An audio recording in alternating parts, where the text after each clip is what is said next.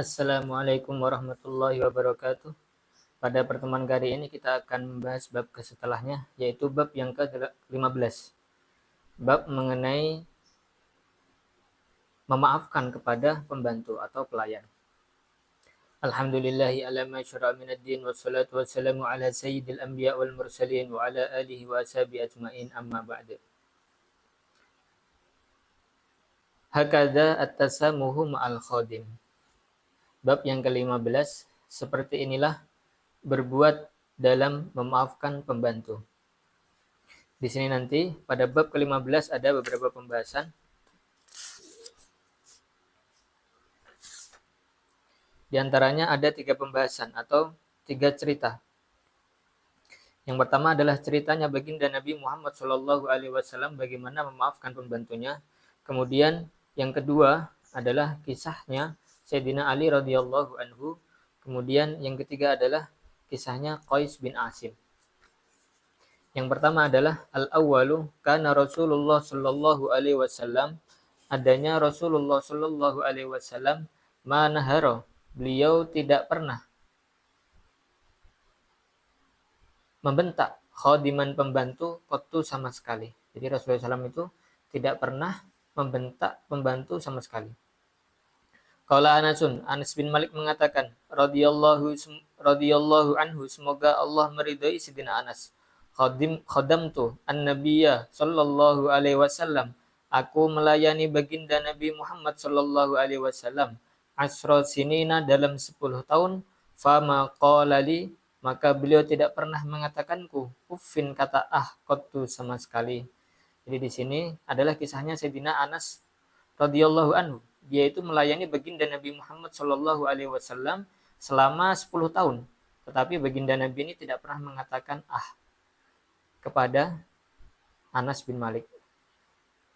Wala qala, dan beliau tidak pernah mengatakan lisain, kepada sesuatu, sona'tuhu, yang aku perbuat, lima sona'tahu, mengapa engkau melakukan ini, wala li syai'in taraktuhu, beliau juga tidak mengucapkan kepada sesuatu yang aku tinggalkan, lima taraktahu, mengapa engkau meninggalkan itu.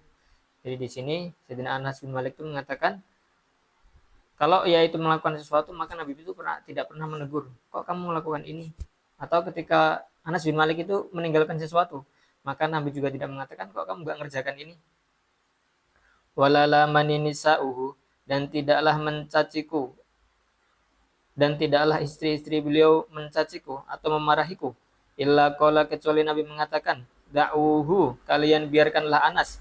Innama kana hadza, karena sesungguhnya hal ini, bikitabin, dengan ketetapan Allah, wa qadarin, dan takdir Allah. Jadi kalau istri-istri beliau memarahi Anas bin Malik pun, baginda Nabi mengatakan biarkan. Apa yang terjadi itu sudah menjadi ketetapan Allah Subhanahu wa taala. Asani, yang kedua, warwiya, dan diriwayatkan, annal imam aliyan, sungguhnya Imam Ali karramallahu, semoga Allah muliakan, wajah beliau, da'a, memanggil, gulaman, pembantu, lahu, milik beliau, falam yujibuhu, maka pembantu itu tidak segera menjawab panggilan beliau. Di sini adalah kisahnya Sayyidina Ali radhiyallahu anhu ketika memanggil pembantunya. Maka ketika pembantunya ini dipanggil oleh beliau, pembantu tersebut tidak segera menjawab beliau. Fada'ahu saniyan, maka Sayyidina Ali memanggil pembantunya yang kedua kalinya, wasalisan, dan ketiga kalinya. Falam yujibhu, maka pembantunya tidak menjawab panggilan beliau. Maka di sini tuh Sayyidina Ali tuh memanggil pembantunya sampai sekali nggak datang, 2 kali tidak datang lagi, 3 kali tidak datang lagi. Faqoma, maka Sayyidina Ali berdiri, ilaihi, kepada pembantu itu. Jadi ketika dia itu dipanggil gak datang-datang, akhirnya Sayyidina Ali itu berdiri untuk marani itu apa? Mendekati pembantunya. Fara'ahu, maka Sayyidina Ali melihat pembantunya, muttaji'an, sedang santai tidur miring. Ketika dipanggil itu gak datang-datang, didekati oleh Sayyidina Ali, didatangi oleh Sayyidina Ali. Ternyata dia itu lagi bersantai sedang tidur miring. Faqala, maka Sayyidina Ali mengatakan, ama tasma'a, apakah engkau tidak mendengar, ya gulam, wahai pembantu. Faqala, maka pembantu itu mengatakan, bala, ya saya dengar. Akhirnya ketika Sayyidina Ali itu memergoki pembantunya itu dipanggil ke datang-datang malah tiduran. Akhirnya Sayyidina Ali itu bertanya kepada dia, kamu tuh saya panggil dengar apa enggak sih? Kata pembantunya, iya saya dengar. Lalu apa yang dikatakan Sayyidina Ali? Kalau Sayyidina Ali mengatakan, falima lam tujibni. Mengapa engkau tidak menjawab panggilanku? Hina da'autuka ketika aku memanggilmu. Kalau pembantu itu mengatakan, li'anni amintu, karena sesungguhnya aku merasa aman.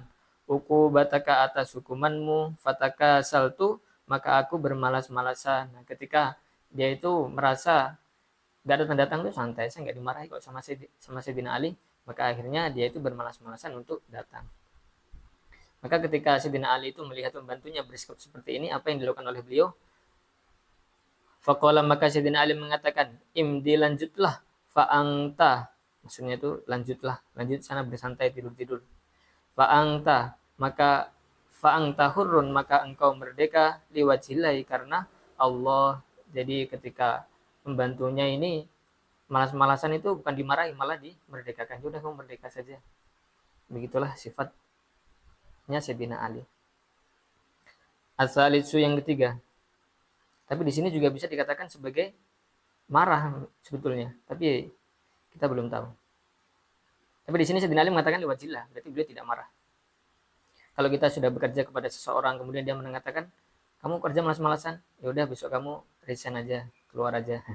Itu malah sebetulnya itu sangat tidak ridho kepada dia, karena kerja kok malas-malasan. As-salisu yang ketiga, waruya dan diriwayatkan an Qais bin Asim, dari Qais bin Asim, annahu bahwasanya ia bainama huwa ketika ia jalisun sedang duduk data yaumin pada suatu hari fidarihi di rumahnya idja'athu tiba-tiba mendatanginya jariyatun seorang budak wanita bisafu dengan membawa tusuk sate. Jadi di sini Qais bin Asim itu sedang duduk-duduk dan pembantunya itu sedang membuat tusuk sate. Alaihi yang di atasnya siwaun beberapa sate, fasakoto kemudian tusuk itu jatuh menjadi dari tangannya, fawakoa maka tusuk sate itu mengenai ala benin atas putra laki-laki lahu milik Qais bin Asim famata kemudian putranya wafat. Jadi pembantunya itu bawa tusuk sate, terus tusuk satenya itu jatuh ke mata putranya dan akhirnya putranya itu wafat. Fatahisat maka terkejut al-jariyah itu budak wanita. Sebetulnya sifat-sifat di sini itu menunjukkan sifat-sifat kebaikannya para majikan. Jadi bukan berarti kalau kita itu menjadi pekerja atau petugas, terus kita itu seenak-enaknya.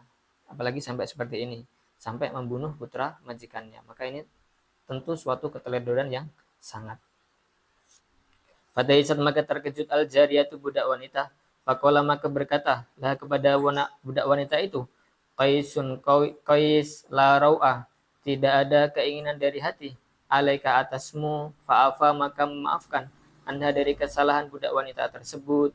Jadi ketika Qais bin Asim itu tahu bahwasanya budak wanita itu tidak sengaja untuk menjatuhkan itu ke mata putranya sehingga sampai wafat, akhirnya dia tidak marah karena tidak ada keinginan dari hati. Wa atakoha dan ia memerdekakan budak wanita tersebut lillahi ta'ala karena Allah ta'ala. Lagi-lagi ini adalah sifat rendahnya majikan. Sampai putranya wafat pun dia tetap tidak marah. Tapi sebetulnya kalau dipikir dari sisi pembantu, ini adalah suatu kesalahan yang besar. Karena jangan sampai kita itu melayani atau bertugas itu dengan tidak baik. Bab yang ke-16. Mada yajibu alaika li jironika?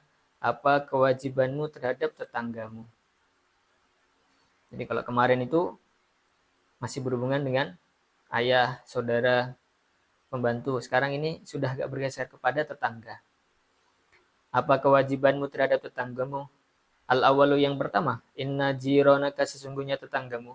Yuhibbunaka mereka mencintaimu. Wa yuhibbuna dan mereka mencintai. Walidaika kedua orang tuamu. Wahuma dan keduanya.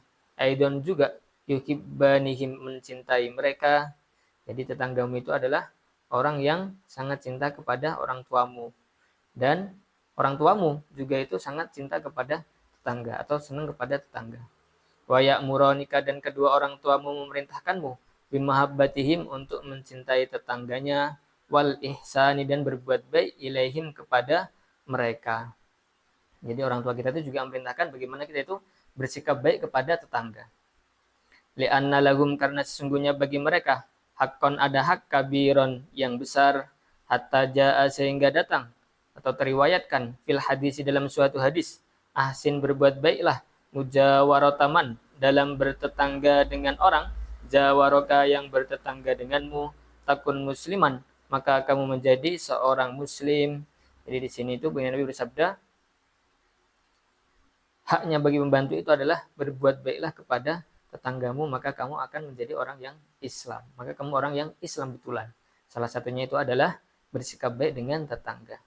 Wa fil hadis dalam suatu hadis akhari yang lain mangkana barang siapa yang adanya ia yu'minu beriman billahi kepada Allah wal yaumil akhir dan hari akhir fal yuhsin maka hendaknya ia berbuat baik ila jarihi kepada tetangganya.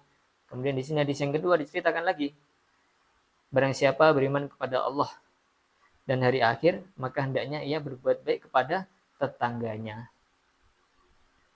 Wawaroda dan datang, aidon juga, al-jironu tetangga, salasun ada 3, jarun. Dalam bahasan kali ini, Musonda menjelaskan bahwasanya tetangga itu dibagi menjadi 3. Ada jenis 3 tetangga. Jarun yang pertama adalah tetangga lahu baginya hakun wahidun hak yang satu wajarun dan tetangga lahu baginya hakkoni 2 hak wajarun dan tetangga lahu baginya salah satu hukukin 3 hak. Jadi di sini tetangga itu dibagi menjadi 3. Ada tetangga yang punya 1 hak, ada tetangga yang mempunyai 2 hak, ada tetangga yang mempunyai 3 hak. Ada tetangga yang punya 1 hak, 2 hak dan 3 hak. Maka siapa saja tetangga yang punya hak-hak tersebut? Yang pertama adalah yang punya 3 hak. Fal jaru maka adanya tetangga alladzi yang lahu baginya salah satu hukukin 3 hak al jaru al muslimu adalah tetangga muslim durrohim yang masih kerabat. Jadi tetangga yang mempunyai 3 hak itu adalah tetangga yang muslim dan masih kerabat kita. Jadi 3 hak itu adalah 1 sebagai hak sebagai dia sebagai tetangga. Kemudian yang kedua, hak dia sebagai saudara muslim. Yang ketiga itu hak dia sebagai saudara kekerabatan kita. Falahu hakul jiwari, maka baginya hak sebagai tetangga, wa hakul islami dan hak sebagai saudara muslim, wa hakul rahimi dan hak sebagai saudara kerabat. Wa ammal ladzi adapun orang, lahu haqqani baginya 2 hak, fal jaru al muslimu adalah tetangga muslim, lahu baginya hakul jiwari hak sebagai tetangga wa hakul islami dan hak sebagai saudara muslim. Kemudian yang kedua adalah tetangga yang mempunyai 2 hak, yaitu siapa? Tetangga yang muslim. Jadi dia itu yang pertama hak sebagai tetangga, kemudian yang kedua dia hak sebagai saudara muslim kita. Wa amal ladzi adapun orang lahu baginya hakun hak wahidun yang 1 fal jaru al musyriku adalah tetangga yang belum beriman lahu baginya hakul jiwari hak sebagai tetangga. Kemudian yang ketiga tetangga yang punya 1 hak kepada kita itu adalah tetangga kita yang masih non muslim belum masuk Islam belum mengenal Islam. Maka dia itu punya 1 hak yaitu hak apa? Hak sebagai tetangga. Asani yang kedua wal jironu adapun tetangga yang fa'u memberikan manfaat ba'dun sebagian mereka ba'dun kepada sebagian yang lain. Jadi tetangga itu punya hak. Kenapa? Karena mereka itu saling membantu atau kalau dalam istilah Jawanya itu saling gotong royong. Faidza kana maka apabila ada al insanu manusia muhtajan memerlukan masalan misalnya ila ba'dil adawati kepada sebagian peralatan wal awani dan perkakas fa innahu maka sesungguhnya ia yasta'iru ia meminjam dzalika hal tersebut min jironihi dari tetangganya. Jadi mereka itu saling membantu, salah satunya adalah dalam hal peralatan. Jadi kalau kita itu perlu alat, misalnya ayah perlu cangkul ternyata nggak punya, tapi yang punya adalah tetangganya, kadang minjam ke tetangganya. Begitu juga peralatan-peralatan rumah yang lain. mau masak roti nggak punya oven, tapi tetangganya punya, mungkin bisa meminjam. Tapi lebih baik kalau beli sendiri.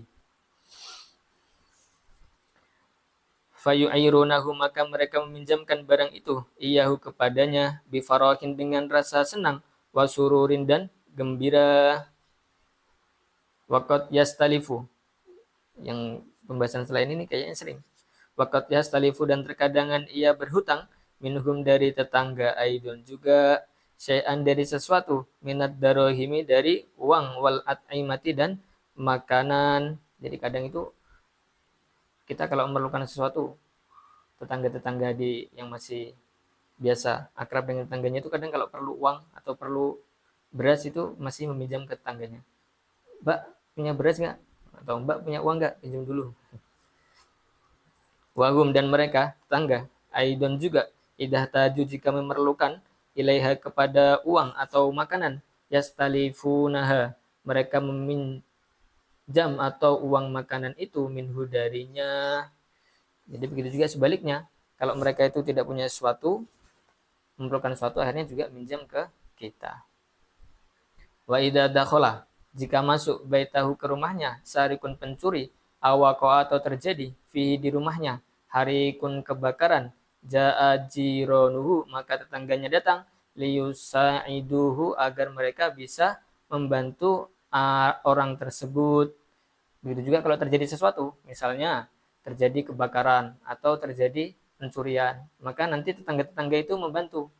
Membantunya dengan apa? Ala disariki, untuk menangkap pencuri tersebut. Jadi kalau ada pencurian, nanti tetangga itu bantu untuk menangkap, untuk mengejar. Atau terjadi kebakaran, maka mereka juga membantu. Wa itfa'in nari, dalam memadamkan api. Atau dalam menelpon damkarnya misalnya. Kadalika, dan begitu juga, idza jaa, apabila ia tiba, min safarin, dari bepergian, waulida, atau dilahirkan, lahu untuknya, mauludun, anak yang baru, yakti, maka akan mendatangi, jironuhu, tetangganya, ila baitihi, ke rumahnya, ila dari, agar mereka bisa menemaninya, liyusyarikuhu, ila baitihi, ke rumahnya, liyusyarikuhu, agar mereka bisa menemaninya. Jadi ketika punya hajat, misalnya baru lahiran atau apa, kadang tetangga itu datang untuk menemani.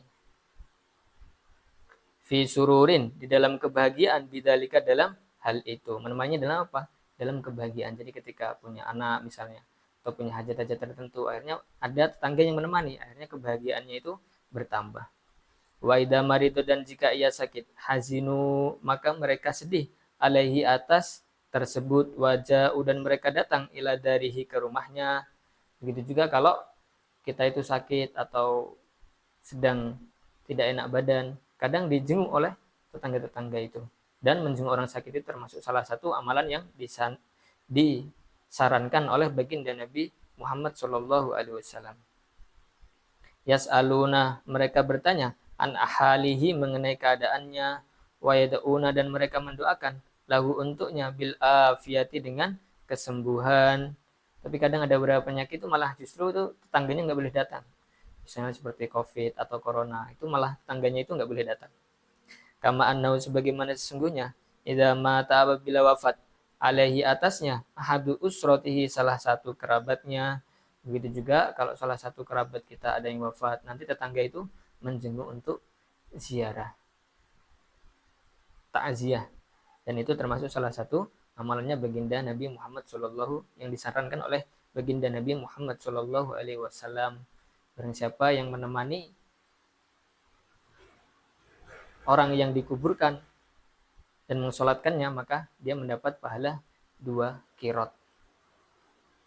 Atau mereka datang ila dari, ke rumahnya, limusa'adatihi, untuk membantunya, wa ta'ziyatihi, dan mengtakziahinya atau mengunjunginya, waliyusyayyi'u, dan untuk menyiapkan, janazata mayyitihi, jenazah mayitnya atau yang wafat di antara mereka. Asalisu, yang ketiga, fayajibu, maka wajib, alaika, atasmu, anta ta'adab, untuk engkau beradab, ma'ajironika, dengan tetanggamu. Yang ketiga ini, maka kesimpulannya, kalau tetangga itu baik kepada kita, saling membantu, simbiosis mutualisme, maka hendaknya kita itu berakhlak baik dengan tetangga kita. Bi anta betada'a hum, dengan engkau memulai kepada mereka bisalami dengan salam, watabtasima dan engkau tersenyum amama wujuhihim di depan wajah mereka. Nah, ketika mereka itu perlu untuk kita menjaga akhlak kepada mereka, maka caranya adalah di sini itu memulai salam kepada mereka. Jadi jangan cuek, oh, siapa dia? Harus dialah yang salam duluan ke saya. Bukan seperti itu. Sunnahnya itu adalah kita mengucapkan salam terlebih dahulu kepada mereka. Dan kita juga tersenyum di hadapan wajah mereka. Waktu sa'idahum dan engkau membantu mereka. Idah taju jika mereka memerlukan. Ila musa adatika kepada bantuanmu. Watahdaro dan waspadalah. Wayatal hadri dengan penuh kewaspadaan. Min adiyatihim dari menyakiti mereka. Begitu juga kalau mereka itu perlu kita bantu, perlu tenaga kita, maka hendaknya kita bantu. Dan kita harus sangat-sangat menjauhi, jangan sampai kita itu menyakiti tetangga. Faidah staroita. Ini juga pembahasan yang terakhir di poin ini adalah, termasuk pembahasan di poin ini adalah, jangan sampai kita itu membuat saling iri. Faidah staroita bila engkau membeli fakihatan buah, awairoha atau selainnya, fa'ahdi maka hadiahkanlah lahu kepada tetanggamu minha dari buah tersebut. Jadi kalau beli sesuatu, nah tetangganya itu dikasih. Beli buah di sini, maka hendaknya buah sebagian itu dikasih kepada tetangganya. Fa'ilam taf'al, maka bila engkau tidak melakukan itu, fadkhilha maka masukkanlah buah-buah tersebut baitaka ke rumahmu sirron dalam keadaan sembunyi-sembunyi. Jadi jangan sampai kita itu terlihat pamer. Oh ini lihat saya nih punya ini, punya itu. Tidak seperti itu. Maka hendaknya kalau kita itu belum bisa berbagi, hendaknya dengan cara sembunyi-sembunyi memasukkan rumahnya. Jangan sampai nanti muncul sifat iri dari tetangga kita. Wala tugidhu, janganlah engkau marah kepada tetanggamu. Biha, sebab mereka itu sembunyi-sembunyi memasukkan buah ke dalam rumah mereka. Begitu juga kalau tetangga kita itu memasukkan buah ke rumahnya dengan sembunyi-sembunyi, ya kita harus nggak boleh marah. Wala tu'dihi, janganlah engkau menyakiti tetanggamu bikutari kidrika dengan aroma kuah masakanmu, illa antagrifa kecuali engkau mengambilkan lahu untuk tetanggamu minha dari kuah tersebut, kama fil hadis bagaimana dijelaskan dalam suatu hadis. Begitu juga kalau kita itu sedang masak sesuatu, terus kuahnya itu sampai tercium oleh tetangga kita, maka hendaknya kita juga usahakan berbagi kepada mereka. Sebagaimana dalam suatu hadis, ma'amanah, tidak beriman, bi kepadaku, man bata seseorang yang ia bermalam, syab'ana dalam keadaan kenyang, wajaruhu dan tetangganya, ja'iun lapar ila jambihi sampai ke perutnya, wahuwa dan ia ya'lamu mengetahui. Jadi di sini hadis ini menjelaskan tidak beriman kepadaku seseorang yang dia itu tidur malam dalam keadaan kenyang, tetapi tetangganya itu dalam keadaan kelaparan. Watahdaro dan waspadalah, aidon juga, antukhosimahum untuk engkau bertengkar dengan mereka. Yang perlu dihindari juga itu, jangan sampai kita ini bertengkar dengan tetangga kita. Au tatakabbaro, atau engkau bersikap angkuh atau sombong alaihim kepada mereka, bimalika dengan hartamu, au mali abika atau dengan harta ayahmu. Jadi selain kita itu menghindari bertengkar dengan tetangga, jangan sampai kita itu bersifat sombong atas apa yang kita miliki atau atas apa yang dimiliki oleh ayah kita. Au taskhoro, atau engkau mencemooh minhum dari mereka, au tarfa'a atau engkau mengeraskan sautaka suaramu waktu naumihim di waktu mereka tidur, terutama ketika malam. Kalau kita lihat tangga kita sudah tidur, maka kita jangan sampai rame yang membuat nanti mengganggu tetangga kita. Autarmia atau engkau melempar buyutagum rumah-rumah mereka, autuwasiho atau engkau mengotori rumah-rumah mereka, autatajassasa atau engkau mencari-cari alaihim atas mereka minasutuhi dari loteng. Jadi di sini jangan sampai kita itu melempar rumah tetangga kita atau mengotori rumah tetangga kita atau mengintip dari arah atas misalnya dicari-cari celahnya. Au min suku bil judroni atau dari lubang-lubang tembok awil abwabi atau pintu. Jadi di sini juga tidak boleh itu mengintip tetangga atau melihat dari atas atau dari pintu. Kalau di Indonesia ini rata-rata rumahnya sudah tertutup dari atas. Qala Allah Ta'ala, Allah Ta'ala berfirman, wala tajassasu, janganlah engkau mencari-cari kesalahan orang lain, wa idaul jari, dan menyakiti tangga. Dambun adalah dosa adimun yang besar. Di menyakiti tetangga itu juga termasuk dosa yang besar. Yang menyakiti siapapun sebetulnya, mau tetangga, teman. Kalau sudah namanya itu menyakiti, itu namanya adalah suatu dosa. Lebih-lebih lagi kalau menyakiti tetangga sendiri. Wa fil hadis, dalam suatu hadis, la yadkhulu al jannatah, tidak akan masuk surga man la ya'manu, seseorang yang tidak aman, jaruhu, tetangganya, bahwa ikohu, atas kejahatannya. Jadi tetangga yang dia itu enggak nyaman sebab kejahatan kita, maka itu bisa menghalangi kita memasuki surga. Ar-rabi'u, yang keempat, idab tulita, jika engkau diuji, bijironin, dengan tetangga, asrorin, yang berperilaku buruk, fasbir, maka bersabarlah, ala adahum, atas keburukan mereka atau perilaku buruk mereka. Kemudian poin yang keempat di sini, kalau kita itu punya tetangga yang buruk akhlaknya, maka hendaknya kita itu bersabar. Wahdar dan jauhilah antujariyahum, untuk engkau mengikuti mereka, fi su'i akhlakihim, dalam buruknya akhlak mereka. Jadi kalau kita itu punya tetangga yang akhlaknya buruk, jangan sampai kita itu mengikuti mereka dengan membalas keburukan-keburukan mereka. Akhirnya nanti kita itu jadi sama-sama buruknya dengan mereka. Hatta taslama, sehingga engkau selamat, min syarrihim, dari keburukan mereka. Jadi sama seperti kemarin, kalau orang itu berbuat buruk kepada kita, terus kita itu tetap berbuat baik kepada mereka, maka itu seakan-akan kita memberi makan abu yang panas kepada mereka.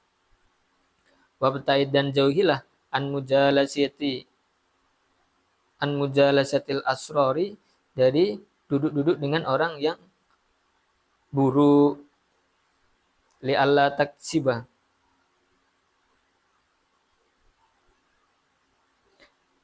an mujalasati auladihim, dari duduk-duduk bersama anak-anak mereka. Li alla taktasiba, agar engkau tidak memperoleh, min tibaihim, dari akhlak mereka. Kadang itu ada al-qabi, hati yang buruk.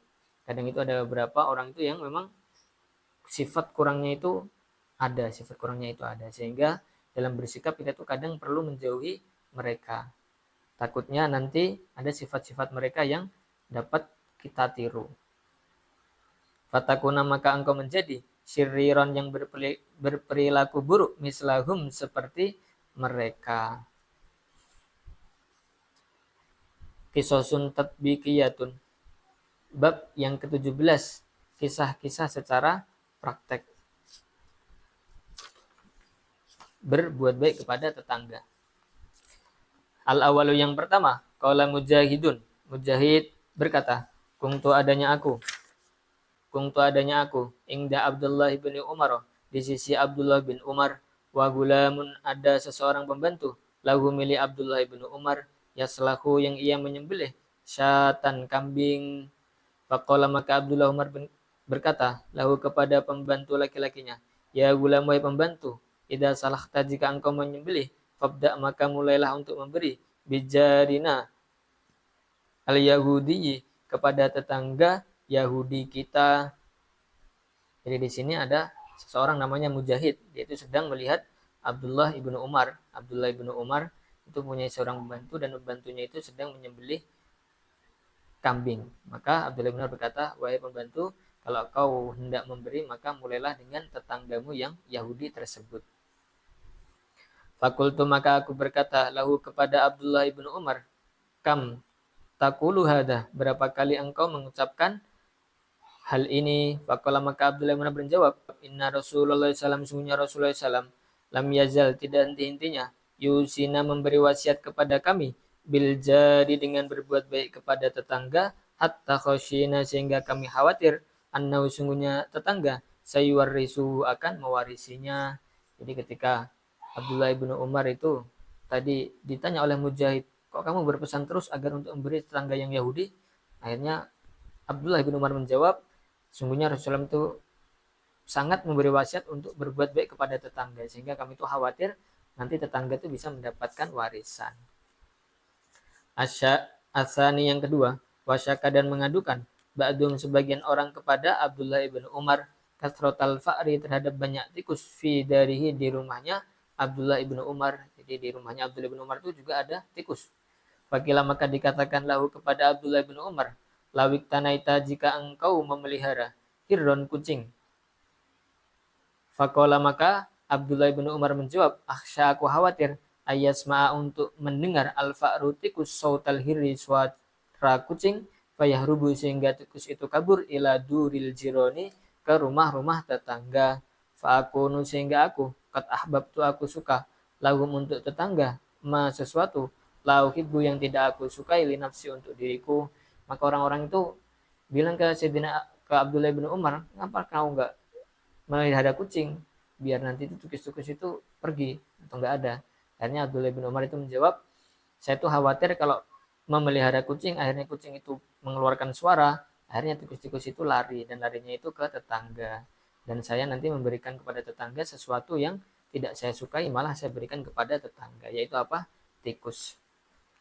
Asal itu yang ketiga, wakana al-imamu Abu Hanifah dan adanya al-imam Abu Hanifah rahimahullah semoga Allah merawati beliau lahu beliau memiliki jarun tetangga hasudun yang sangat hasad yu'dihi yang menyakiti beliau wayaftabuhu dan suka wayaftanuhu dan suka mengfitnah beliau walakin nawakan tapi beliau sabirun sabar alaihi atas tetangga tersebut. Jadi Imam Abu Hanifah ini punya tetangga yang sangat hasad, punya sifat hasud dan suka memfitnah Al-Imam Abu Hanifah. Kan tapi Imam Abu Hanifah di sini tetap sabar dalam menyikapi tetangga tersebut.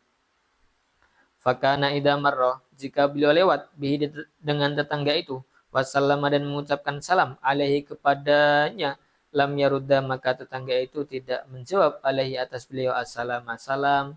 Begitu juga selain dia itu hasad terus suka untuk memfitnah. Kemudian kalau Sayyidina Al-Imam Abu Hanifah ini salam terlebih dahulu kepada dia, dia itu malah nggak menjawab. Fahatabau maka mengkritik beliau, ba'dun nasi sebagian orang, ala kasrati ihtimalihi atas banyaknya sabar beliau, wasob atau banyaknya memikul beliau, wasobrihi dan sabar beliau, ala jarihi atas tetangganya. Akhirnya ketika Al-Imam Abu Hanifah ini terlalu sabar, akhirnya ditegur sama orang-orang, kok kamu ini terlalu sabar banget sama tetangga. Faqala maka Imam Abu Hanifah mengatakan, inna lil jiwari sesungguhnya bagi tetangga, hakon ada hak yang perlu ditunaikan.